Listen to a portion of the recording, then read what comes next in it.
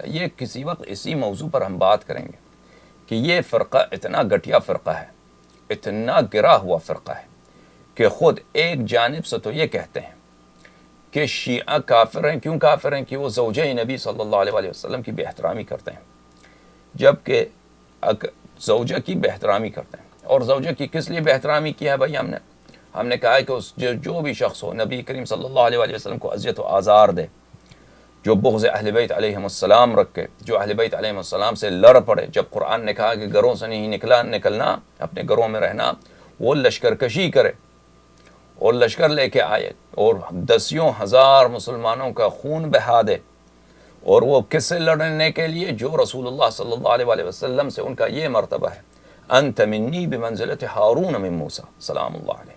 اگر ہارون کے موسیٰ کے امت میں سلام اللہ علیہ کوئی امتی، چاہے وہ کتنی بھی موسیٰ علیہ السلام کی فیملی ہی سے کیوں نہ ہو، وائف کی کیوں نہ ہو، اگر لشکر لے کے ہارون علیہ السلام کے جنگ میں آتا تو کوئی شک ہی نہیں کہ موسیٰ کی شریعت میں، بلکہ ہمارے شریعت میں بھی کسی نبی سے لڑنا وہ کیا ہے؟ کفر ہے. ہم تذبذب ہی نہیں ہوتا، کہتے ہیں کہ حضرت ہارون علیہ السلام کی جنگ میں آئے اس لیے تم کافر ہو، ہے کہ نہیں؟ تو رسول پاک صلی اللہ علیہ وآلہ وسلم نے جن شخص کے متعلق کہا انت منی بمنزلت ہارون من موسیٰ، انا سلم لمن سالمکم وحرب لمن حاربکم، من ابغضک فقد ابغضنی، جس نے آپ سے بغض رکھا اس نے مجھ سے بغض رکھا ہے. من اطاعک فقد اطاعنی ومن اطاعنی فقد اطاع اللہ، جس نے امیر المؤمنین علیہ السلام کی طاعت کی اس نے رسول پاک صلی اللہ علیہ وآلہ وسلم کی طاعت کی، اور اس نے خداوند متعال کی طاعت کی ہے. خلاصہ کلام یہ ہے کہ اگر موسیٰ کی شریعت میں کوئی شخص ہارون موسیٰ سے، موسیٰ علیہ السلام کے جو بھائی ہارون ہیں ان سے لڑے تو وہ کافر ہے. تو ہماری شریعت میں بھی یہی نا کہ انت منی بمنزلت ہارون، موسیٰ علیہ السلام کے پاس جو ہارون کی منزلت ہے وہی منزلت شاہ مردان امیر المؤمنین علیہ السلام کو اس امت میں، اس شریعت میں، اس دین میں، اس قرآن میں، اس سنت میں حاصل ہے.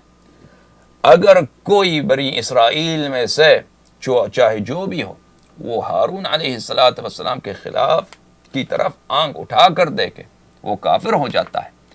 تو جو شخص ہمارے پیغمبر اکرم صلی اللہ علیہ وآلہ وسلم کے ہارون کی طرف تیر و سنا لے کر آئے اور 30,000 کا لشکر لے کے آئے تاکہ ان سے لڑائی لڑایا جائے، تو وہ کیسے مسلمان ہو سکتا ہے؟ کیسے مسلمان ہو سکتا ہے؟ بہرحال ہم نے عائشہ کے خلاف اگر کچھ کہا ہے تو قرآنی آیات ہیں انہی کے متعلق. ضرب اللہ مثلا للذین کفروا امرأة نوح وامرأة لوط كانتا تحت عبدین من عبادنا صالحین فخانتاہما. یہ آیت سورہ تحریم میں ہے کہ خدا نے فرمایا کہ ضرب اللہ مثلا، خدا فرماتا ہے کہ میں نے مثال دیتا ہوں آپ کو. ضرب اللہ مثلا للذین کفروا، کفار کے کفر کے لیے مثال دیتا ہوں. کفار کے کفر کے لیے سب سے مثالی مثال کون ہے؟ فرعون ہے، نمرود ہے، جنہوں نے خدائی کا ادعا کیا ہے، یا وہ لوگ تھے جنہوں نے رسول پاک صلی اللہ علیہ وآلہ وسلم سے لڑے ہیں. مثلا ابو سفیان تھا، لشکر لے کے آتا تھا ہمیشہ، یا جن لوگوں نے ان کی اذیت کی مکہ مکرمہ میں، ابو جہل تھا، یا عبداللہ ابن ابی ابن سلول منافق تھا مدینہ منورہ میں. کون ہے؟ خداوند متعال نے انبیاء علیہ السلام کو جنہوں نے ستایا ہے بہت سارے لوگ تھے. ضرب اللہ مثلا للذین کفروا امرأة نوح وامرأة لوط، خداوند متعال نے فرمایا کہ میں کفار کی کفر کے لیے مثال آپ کو دیتا ہوں. جو مثال خدا نے پیش کیا وہ کیا ہے؟ امرأة نوح وامرأة لوط، زن نوح علیہ السلام اور حضرت نوح علیہ السلام کی بیگم اور حضرت لوط علیہ السلام کی بیگم. کافروں کا سب سے بڑا کفر کا نمونہ کون ہے؟ ضرب اللہ مثلا للذین کفروا امرأة نوح وامرأة لوط كانتا تحت عبدین من عبادنا صالحین، کہ یہ دو ہمارے دو پیغمبروں کی وائفز تھیں، دو پیغمبروں کی یہ خواتین تھی، بیگم تھی. اہم بات یہ ہے میرے معزز ناظرین کہ عرب زبان میں اور قرآن کریم میں مطلب بیان کرنے کا ایک انداز ہے کنایہ سے مطلب کو بیان کرنا. اور یہ سب بلغاء کے نزدیک، سب اہل بلاغت کے نزدیک فصیح اقوام کے نزدیک کنایہ اور اشارہ سے کسی بات کو سمجھانا یہ تبیین کے لیے اور مطلب اور تفہیم کے لیے یہ ایک بہت بڑا باب ہے، ایک بہت بڑا گیٹ وے ہے، ایک بہت بڑا ذریعہ ہے۔ سیوطی نے اتقان میں اس بات پر کہ قرآن کریم کے اشارات و کنایات، اس میں اب بڑی ساری ابواب ہیں کہ کس طرح خداوند متعال اشاروں سے مختلف بات، کسی مسئلے پہ تصریح نہیں کرتا، اشارے سے کنایے سے مطلب کو سمجھاتا ہے۔ اور مفسرین نے تو کمال کر دیا ہے، مختلف مفسرین نے، کہ مختلف قرآنی آیات لیتے ہیں اور اس میں سے باریک الفاظ سے، ان کے انداز بیان سے اشاروں کو سمجھنے کی کوشش کرتے ہیں کہ یہ مطلب کس مطلب کی طرف اشارہ کرتا ہے۔ یہ تو آپ کے لیے واضح ہے، اور جتنا مفسر اچھی طرح سے ان اشاروں کو سمجھ سکے اور اچھی طرح دقیق انداز سے اس کو سمجھ سکے اور بیان کر سکے، اتنا ہی علم تفسیر میں اس کو بڑا اور بلند مرتبہ مانا جاتا ہے۔ اہم بات یہ ہے، میں کبھی آپ کو دکھاؤں گا انشاءاللہ، کہ جماعت عمریہ کے بڑے سے بڑے مفسروں نے، خدا جانتا ہے، فخر رازی، کشاف، صاحب کشاف، محمود ابن عمر الزمخشری، ان کے بڑے سے بڑے علماء نے سب نے اعتراف کیا ہے کہ اس آیہ میں، یہ آیہ ضرب اللہ مثلا للذین کفروا امرأۃ نوح وامرأۃ لوط، اس آیہ میں اصل مقصود امرأۃ نوح و امرأۃ لوط نہیں ہے، کہ خدا نے جو کافروں کے لیے کفر کی مثال کے لیے امرأۃ نوح و امرأۃ لوط کا خداوند متعال نے مثال دی ہے، یہ کنایہ ہے۔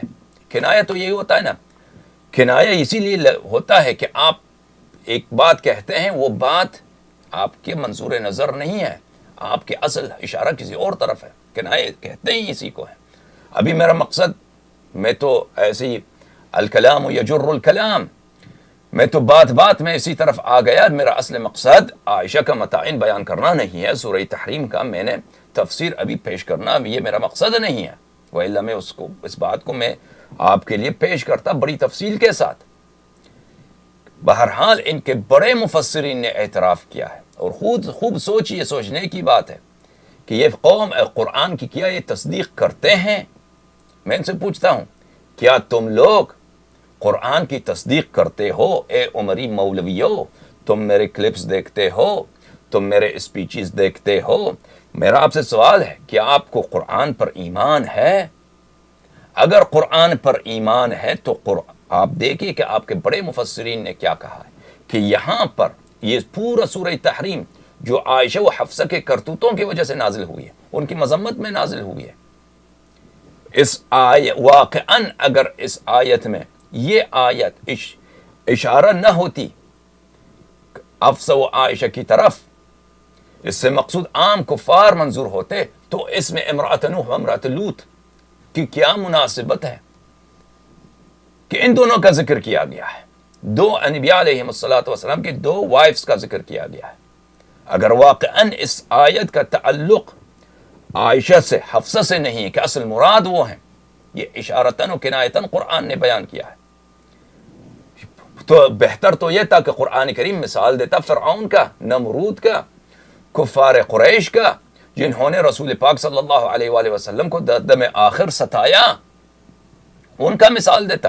لیکن قرآن نے مثال دی کس کی؟ امرأۃ نوح و امرأۃ لوط کی، حضرت نوح علیہ السلام کی وائف کی، ان کی خاتون کی، اور حضرت لوط علیہ السلام کی، کہ یہ کافروں کے کفر کے لیے میرا مثال ہے، سب سے بلند مثال، واضح مثال کفار کی کفر کا، کہ دو خاتون، دو انبیاء کی وائف، اور وہ کتنے جلیل القدر، حضرت نوح علیہ السلام اولو العزم، حضرت لوط علیہ السلام بھی بہت جلیل القدر نبی ہیں۔ کہنے کے بعد یہ کہ ان کے بڑے مفسرین نے خود اعتراف کیا ہے کہ اس سے اصل مراد یہ اشارہ ہے، کنایہ ہے، اصل مراد عائشہ و حفصہ ہے۔ یا سبحان اللہ، یا سبحان اللہ، آپ خود دیکھ لیجئے حضرات، کی یہ ہم پہ اعتراض کرتے ہیں کہ آپ عائشہ کے متعلق گستاخی کرتے ہیں، کیا وہی جو قرآن نے کہا ہے، وہی جو قرآن نے، ہم اس کی تصدیق کرتے ہیں؟ یہ جرم ہوا؟ کب سے یہ جرم بنا ہے کہ جو معنی قرآن نے ارادہ کیا ہے، آپ کے مفسرین نے اس کو تصدیق کیا ہے، ہم نے اسی معنی کو قرآنی معنی کو، قرآنی آیت کی ہم نے تصدیق کی ہے، اس کو اپنا دین بنایا ہے، اس کو اپنا ایمان قرار دیا ہے۔ یہ تو تمہاری بدبختی ہے کہ تمہارے عقائد قرآن سے نہیں ملتے، یہ تو تمہاری جھوٹی مذہب کے جھوٹے ہونے کی دلیل ہے کہ تمہارے عقائد قرآن پاک سے ٹکراؤ میں ہے، تضاد میں ہے۔ یہ اس میں ہمارا کیا قصور ہے؟